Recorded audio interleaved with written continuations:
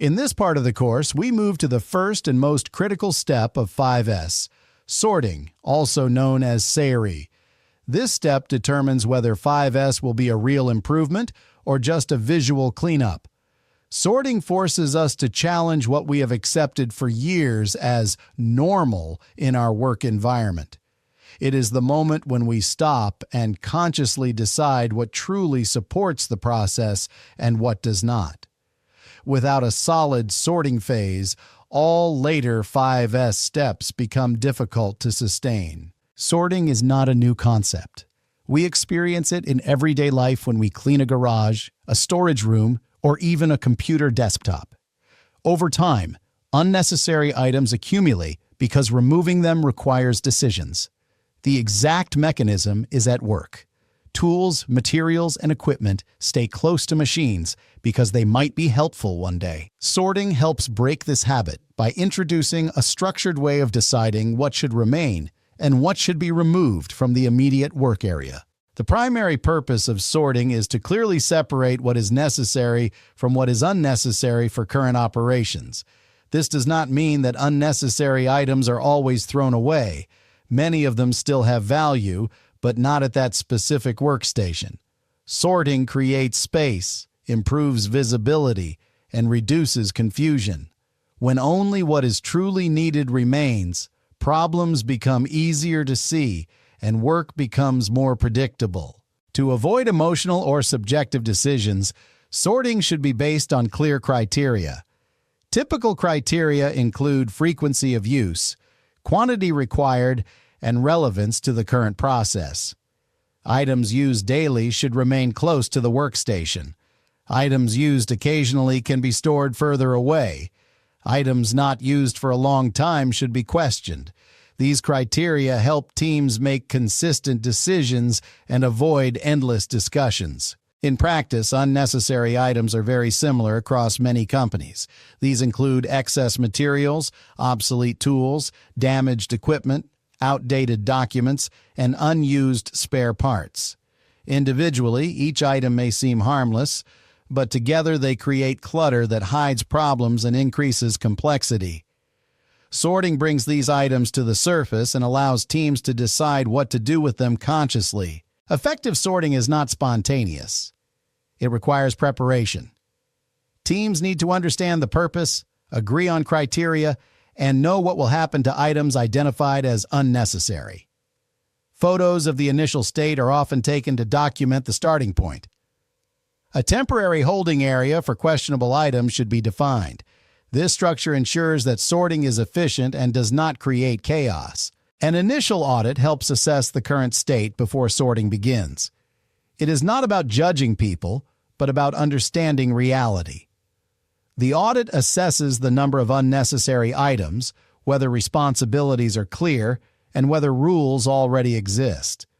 This baseline enables later measurement of improvement and helps focus efforts where they are most needed. Photos taken before sorting capture conditions that teams often stop noticing because they see them every day.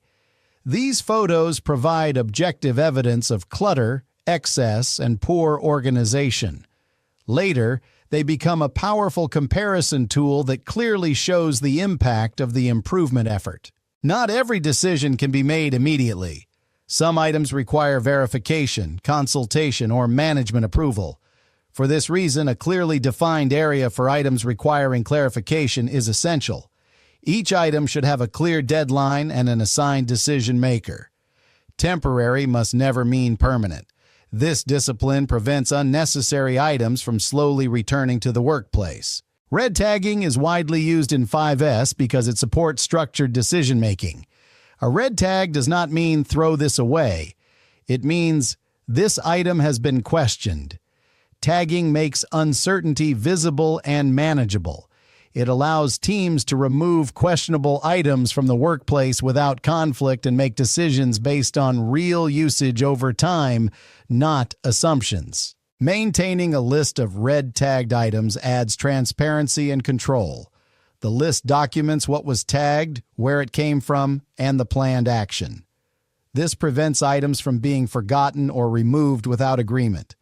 It also gives management a clear overview of the scale and type of issues identified during sorting. Sorting often reveals deeper organizational or technical problems. Missing guards, damaged components, poor lighting, or unclear material quantities become visible only after clutter is removed. Employees performing sorting are best positioned to identify these issues. Their ideas are collected, prioritized, and reviewed, turning sorting into a starting point for continuous improvement. Before items are removed or disposed of, clear control rules must be established.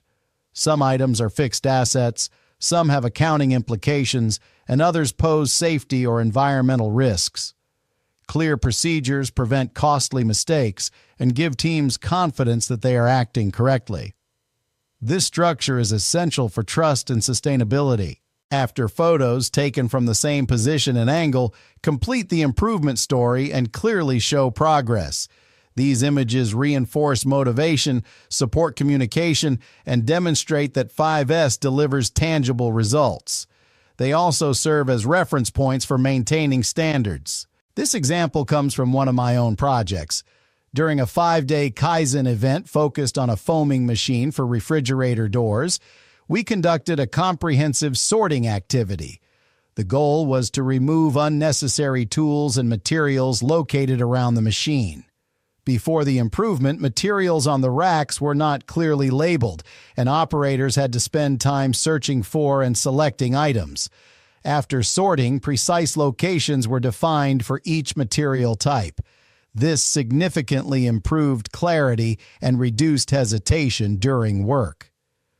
The changes were not theoretical. They were developed directly with the operators during the KAIZEN workshop. As a result of this KAIZEN action, nearly 16 tools were removed from the production area. These tools had not been used for many years, yet they remained on the rack. Because many tools looked very similar, operators often picked the wrong one. This led to errors and significantly increased machine changeover times. By removing unused and confusing tools, we simplified selection, reduced errors, and shortened setup time. This clearly shows how sorting directly impacts productivity, not just order. Once unnecessary items are removed, proper workstation organization becomes much easier. Tools and materials can be logically grouped, separated by type, and arranged by frequency of use. This reduces motion, improves ergonomics, and stabilizes the process. A well-organized workstation supports concentration and allows operators to focus on value-adding work rather than compensating for poor organization. At this stage, it is essential to understand that 5S does not end with a one-time sorting or cleaning action. One of the most common problems in organizations is the return of unnecessary items to the workplace after a few weeks or months. To prevent this, consistent yet straightforward preventive measures must be implemented. A good starting point is an open discussion with the team. During sorting, many unnecessary items are identified, and it is worth discussing why they were there in the first place. In most cases, the root cause is not a lack of discipline, but unclear rules, missing standards, or unclear ownership of areas. Creating a list of unnecessary items and analyzing the reasons for their presence helps move the focus from symptoms to root causes. Precise 5S responsibility mapping, especially in shared areas, is essential, as these spaces tend to collect items that belong to everyone, and, in practice, to no one. Involving employees in defining rules for their own work area significantly increases adherence to standards. These standards should be clearly visible, regularly monitored by the team leader, and verified at planned intervals. Consistent follow-up is what transforms 5S from a single action into a sustainable working culture. At this point, we have reached the end of the free part of this training. I hope this introduction has shown you what 5S really is and how practical and effective it can be in everyday work, not only in production, but across the entire organization. If this training has been valuable to you and you would like to go further, I invite you to join the full paid version of the 5S course. You will find the link to the complete training in the description below this video. In the complete course, you get a structured end-to-end program based on my 25 years of hands-on experience from real projects. This is not textbook theory. It is practical knowledge supported by real examples, ready-to-use tools, checklists, forms, and proven solutions that you can implement immediately, either on your own or with your team. The course is offered at a beautiful price. In addition, I have prepared a special discount coupon exclusively for viewers of this series. With this coupon, you can enroll in the course 30% cheaper. The coupon code is also available in the video description. After purchase, you receive lifetime access to the training.